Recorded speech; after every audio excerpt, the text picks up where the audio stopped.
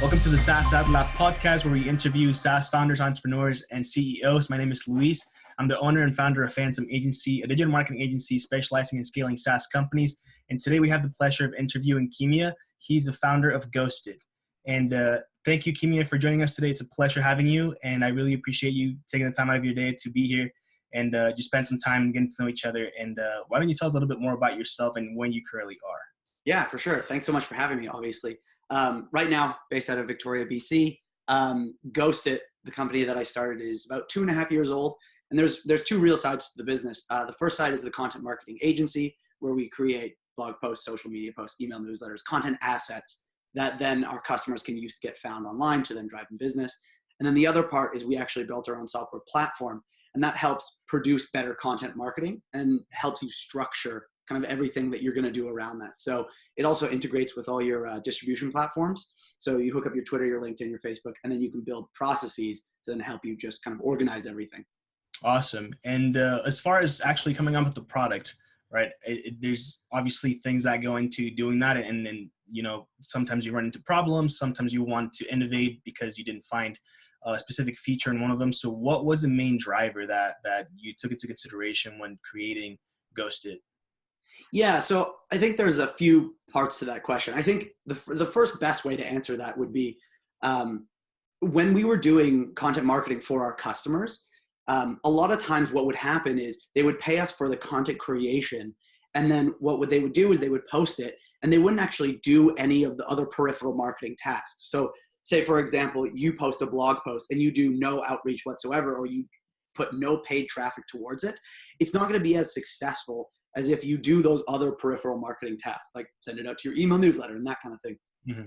And so what we wanted to build was a software or a piece of software that helped content marketers outline those processes and actually do those peripheral marketing steps so their content efforts or other people's content marketing efforts could make them more successful. Okay, that makes sense. So we solved our own problem, to put it short. Yeah. That's awesome. And what's a little bit of the background on yourself and what made you, realize that this was something that you could actually do? For the product or just for GhostIt? For the product. Yeah. Well, I mean, doing content marketing for a wide variety of different businesses, you get a lot of insight into the problems that they're facing. And you also just have conversations with people and, you can analyze how they're actually doing. And so, one of the things that we really saw was this gap in the market where there's good process tools, and then there's good social posting tools, and then there's good actual like content creation. So, like Google Drive, Dropbox Paper, like that kind of stuff, but nothing that tied everything together. And so you still have that distribution piece that's missing. And then, if you're using something like Asana, you can plan everything, but then you're also managing all these other tools like your WordPress, your Facebook, your Twitter. And so to tie those two together, to then list those steps, to then have them just post for you, I think that was really the key piece that we're solving. That's one of the main issues. We spoke before the podcast just for a little bit, right? And we mentioned a little bit of my background, just being involved in marketing agencies and things like that. And that was a lot of the things that personally I saw, firsthand, is dealing with clients and customers and things like that, and really understanding how they work and how they were putting content out. Like you said, they were only doing one piece of the pie. And there was still like this huge thing missing where either they weren't driving the traffic to the content or they weren't sending it out. So essentially you're just posting a blog post, but there's no one going to it. So there's really no point other than, this SEO, I guess, that you could get from it. Exactly. But then to add to that, even with the SEO, like there are still so many other things that you should be doing to make that work. So you're absolutely right. Yeah. And so what's been one of the biggest issues, or not issues, but problems that you run into, right, when creating a company from scratch, and what are some of the things that you did to overcome those issues? Oh man, laundry list of issues. So the two biggest things I would say is don't do it. So if you're going to start from absolute scratch, one of the things that really helped kind of solidify the direction was we would talk to people about potential things that we were going to make, or offers that we were going to give to potential customers other than the people that we were just talking to. And a lot of people, they would say like, yeah, that's neat. But when we asked for payment, they wouldn't actually, offer up their credit card. And so I think when people are really willing to pay you, especially because in our case, we're bootstrapped, we have no outside funding. When people are willing to pay you, you've actually hit on a pain point, because people will talk about problems all day, but it's harder for them to quantify it. So if you can say, I'm going to do X, Y, and Z to solve your problem, and they say, that's awesome. And then you also say, I'm going to charge $300 a month. They're like, well, can we go now? That's a great indicator that you're moving in the right direction. And, early days, we would build things. So, like just starting out with myself and before we really solidified the team, we had core offerings that we thought would resonate, but then people would be like, I don't really feel that that's valuable to me. And then they wouldn't pay for it. So I think that's the biggest issue, is just doing things that people don't really find valuable. Yeah, absolutely. And it's interesting, when you're talking about pain points and things like that. And I think that's the biggest thing that people have to focus on, and not so much. And we talked about this in a different podcast, essentially the exit strategy, or what's going to happen, once I create this product. And I think that's one of the things that a lot of entrepreneurs, especially in this industry, get caught up with, because they think that they can sell the company later on. And that's the only thing they're thinking about. But there's all of these things that have to happen before you actually do that. And the first thing you need to do is find a pain point and really hit the nail on the head. Hit the nail on the head, yeah. And oh, totally. Make someone's lives easier. Yeah. Essentially, that's what people are going to pay you for. So I think you really have the grasp on that, obviously, and that's good. And as far as, and I went through the website and everything, and I saw the pricing on there. How did you find the right price to set on? Yeah, that's an interesting question. I want to back up a second, because I like that point that you were just mentioning. Talking about like solving that pain point, I'm a big fan of how Intercom thinks about their product in a jobs to be done framework. And so usually someone is hiring your product for a job to be done. So if your product actually does that job, then it's going to be really valuable to them. To jump forward onto pricing, to answer your question, it was really just an iterative process. We started out at $99 a month, and we just completely over-delivered and undercharged. And you can't build a scalable business doing that. I'm a big fan of Mark Andreessen's kind of advice, where he talks about you should charge more than you think you're comfortable with. And so if you do, you really have that cash into the bank to then, grow, and the cost for acquiring a customer is just getting more and more competitive. And so if you're charging more than you feel comfortable with, then, chances are either the market will say, no, this is too high, and then you'll have to back down, or people will just end up paying you more than you think you could have charged, and you'll be in a better spot. So, now our package is for the content side of things, and, it's relatively cheap compared to some other agencies, but starts at $300 a month, and that's for 2 units of content. So a blog post, 15 social posts, those are 2 different units. And then with the software side of things, we're starting at $47 a month, because it's under 50, it's a credit card purchase. And then as we build out multi-user functionality, then we can start to break up the pricing and get a little bit more complex. But I don't think it needs to be complicated. I just think people need to pay for it, find that value. And then, eventually we can raise the prices in tandem with this. Absolutely. And I believe you're still in the early stages with the product, right? Yeah. So, it's definitely out there, and it definitely works. We are constantly iterating on it, like everyone building a product should. But I would say we launched the newest version of our product, which hinges on processes and templates, maybe about a month or 2. So yeah, it is early days for sure. And how are you finding things to change up when you're talking about versions, right? So you have version 1, essentially, what you thought people were going to want, people were going to use, and things like that. Where are you getting the data from, or how are you looking at the data to make those decisions? Yeah, so there's 2 parts to that. So one, I'll give you kind of some insight into the actual marketing strategy, which your audience might find interesting. One of the things that I'm really trying to focus on, because I'm heading up all of our marketing and not really doing any of the development, is I'm looking at what successful companies are doing in terms of their process. So I just published the B2B lead generation guide, what HubSpot does to promote their lead generating content. And so it's this massive post on like steps 1 through 9, and it really outlines everything they're doing. It puts examples, and it's a really long, good piece of content. But then each of those steps is put into the platform. So then, as they're reading through the post, there's little calls to action where it says like, Scheduling all your social media might seem super tedious, but you can actually get this in the platform where this template is built for you. Just connect here, like connect your Facebook and Twitter to start your free trial. And so that's where we're seeing a lot of kind of traction, and people are saying like, wow, this is awesome. I can just get these high level strategies and these templates just built for me. Mm-hmm. And so when people onboard, they'll often say, well, like, I would love it if the product did this, or I have a problem with this. And we do a lot of competitive research as well to see kind of what people are doing well and what they aren't doing well. Reviews is a really nice hack into that. So if you look at your competitors' reviews, so say I'm competing against Hootsuite, I would go to all their 1 and 2 star reviews and I'd look at all their complaints, and then we would just build sections of their complaints. So I kind of like that as a hack, but obviously there's no one trick. And so it's just like I said before, an iterative process.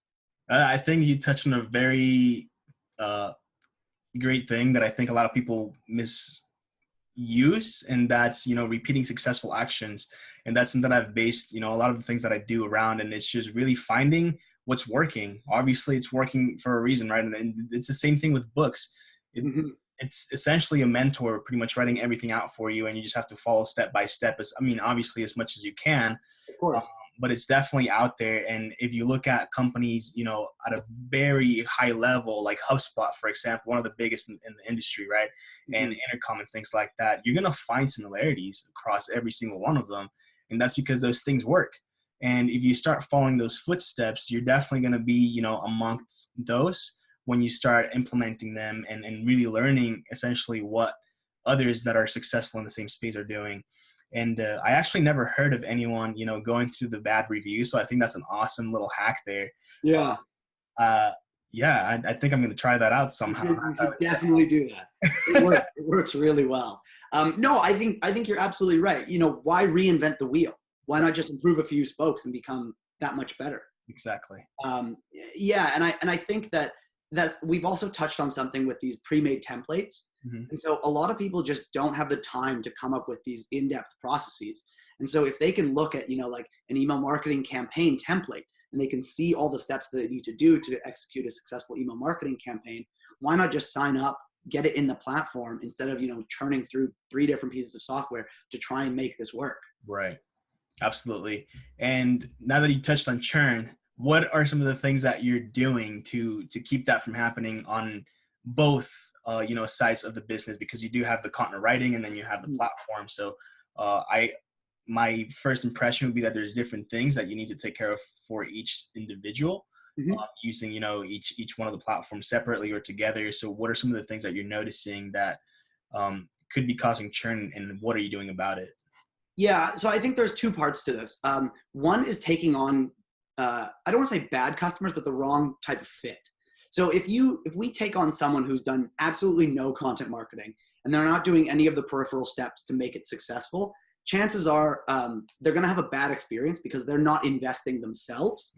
And therefore, if you're not investing in the success and you're just paying someone else to take care of it, it's likely that you're not going to see the greatest results in churn out. So there is a little bit of pre-qualifying for that. I like to call it revenue protection. And so basically it's just, you just talk to a lot of people. How are you doing? What problems are you having? How can we help? How can we make your experience better?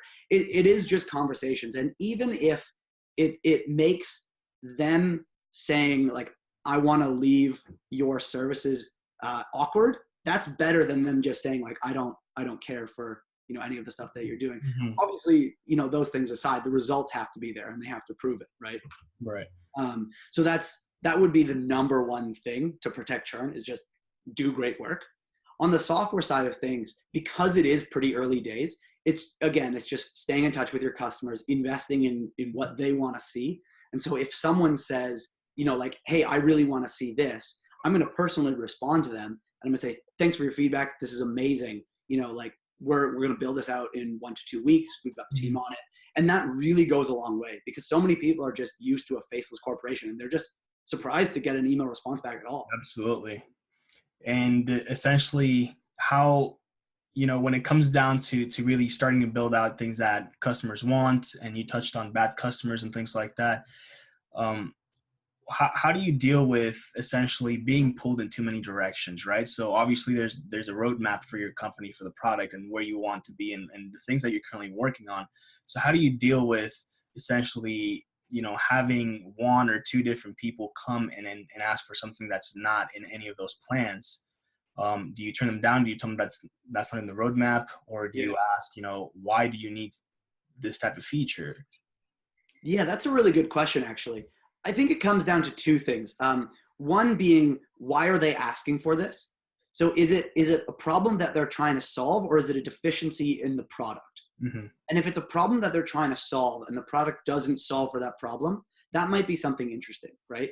If it's a deficiency in the product, or they're just not using it properly, it might just be a simple conversation where you say, why are you, what are you trying to do by asking for this feature, Mm-hmm. right? And oftentimes it's just because they're either lazy or they're frustrated, or they don't take the time to actually learn how your product works to build it, right? And so I think having those conversations is the first place to start. There is also a component of saying no. And it's obviously hard because these people are asking you for something that they need, and they'll say like, oh, we'll pay you extra for this. But I don't think that's necessarily the right way to go, Mm-hmm. because then, you get into the space or the scope of feature creep, where then you're just building out this thing and then your product becomes this like huge gross behemoth and features that only 1% of your customers use. And so it's a fine balance, and there is no kind of right answer. I think really thinking about the future of where you want the product to go is the best way to do that. Absolutely. And I think that's a great answer. I mean, and you don't want to have this one product that does everything but isn't necessarily good at just one specific thing, right? So I think bloating a product with too many features can get extremely overwhelming. And not only that, but then when you look at it from a 30,000 foot view, when someone new is coming on board, the onboarding process is just going to become way longer. Oh, absolutely. That's Yeah. an issue of itself, right? So like right now, I'm not entirely sure of how many features you have and things like that. But once you start adding all sorts of things in there, it goes from onboarding someone in one day to taking that and making it a week. And if you keep adding and adding, then you have this whole semester class on just learning one product. Oh, for sure. Yeah. Well, I mean, like look at the giant enterprise companies. They have people that go on site, go and train them, pay for. Like you have to pay someone to go to your office to train you on your product. But that's not a good experience. Yeah, absolutely. And I completely agree. Now that we're touching on the onboarding section of things, how are you currently taking that on? Is there a live demo, or is it a pre-recorded demo kind of webinar thing that walks them through everything, or is every client, their own kind of thing, however they need to use it? Yeah. So for the content creation, that's separate, and I'll touch on that first. So the first thing that we do is we get on a conversation with, or we get on a call with them, and we understand what they're doing, why they want to get into content marketing, how can we help them? And then what we do is we put them through our onboarding questionnaire, and that's like brand voice, brand strategy, where you want to go, problems that you're having, who are your competitors, who is your audience. And because I think a lot of people who create content, they create content for the sake of creating content, not create content to resonate with their buyers. Mm-hmm. So one of the things that we really put a strong emphasis on is making sure that the content can actually serve their end user. Mm-hmm. And so that changes the dynamic a little bit, and then it makes it so it's more strategy focused. And I think our customers really appreciate that. And that's why, the services side has done so well. On the software side of things, a lot of the initial onboarding is through these templates. And so people will be searching for some kind of template related to some marketing task, like a social media marketing calendar template. And then they'll see our template, they'll click through and they'll say, this looks great, I want to get this template. It'll take them into the platform. They can then see all the steps necessary within this, connect their social accounts. And they're already probably 75% of the way there, right? And then so we've got a little tutorial in the platform, but people can also request a demo, and either myself or someone on the team is going to walk them through it. Okay. I'm not huge on pre-recorded webinars. Okay, why is that? I just think they're a little impersonal. Okay. I think customers are smart enough that they know, and it's just like, like you can assign, well, depending on your price point, right? But you can assign someone to give it a personal touch, because it goes so much farther. Mm-hmm. And yeah, I agree with that. And it gets, even though it becomes a little bit less scalable.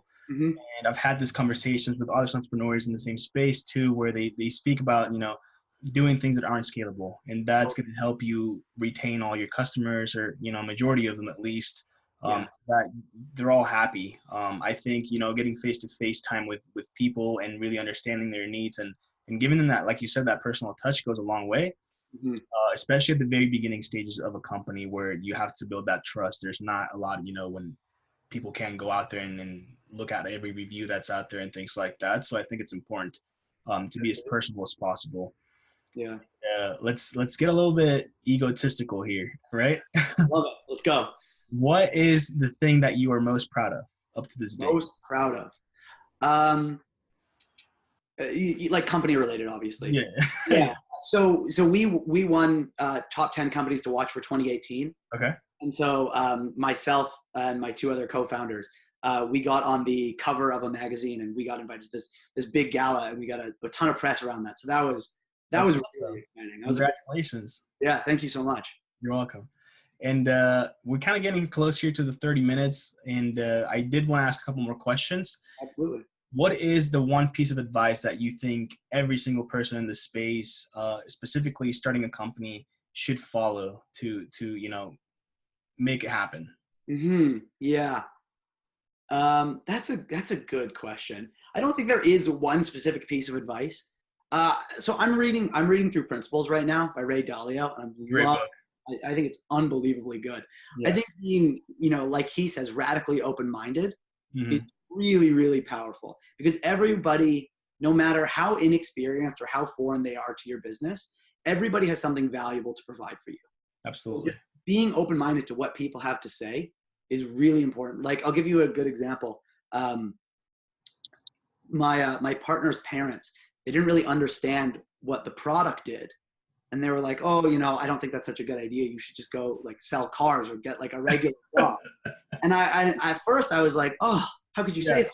But then I thought about it a little bit more, and the fault was really with me, because you weren't understanding their point of view.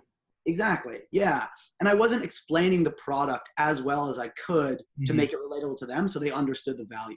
So I think being, radically open-minded is just so important. Absolutely. I think it's one of the most important things, and then it helps you understand where people are coming from and a lot of different possibilities that are out there for pretty much every single thing. And again, creating those principles for everything. Exactly. I read that book in the past. It's an amazing book. And so the other questions actually, let's go step back a little bit. What's been the number one, driver to growth for GhostIt? So in terms of tactical or like internally for me? Tactical. The number one driver. Well, so we do a good job with our own content marketing, obviously, because we practice what we preach. And so that's got us a lot of pretty high value customers. I think in-person sales is very undervalued. Mm-hmm. So a lot of our good kind of conversations have either come from conferences or, like mutual connections. So someone will introduce us, and just, and this might sound this might be skirting around your question a little bit, but oftentimes it's how long can you not die until you find something that works? And so there might be, like a few months in the beginning where you're like, oh my God, I have no clue like what I'm doing. Like, am I an idiot? Like, I feel like I'm doing all the wrong things. And it's just like, stick through, keep going. And eventually you will find something that works. And so, touching on the two biggest growth accelerators for us has been in person and our own content marketing. Or essentially just not, holding on to whatever you're doing. I don't know if you've read the book, The Tipping Point. Yes, great book. Malcolm Gladwell is my favorite author of all time. Yeah, it's a great book. And a lot of people literally, they give up right before something big is going to happen.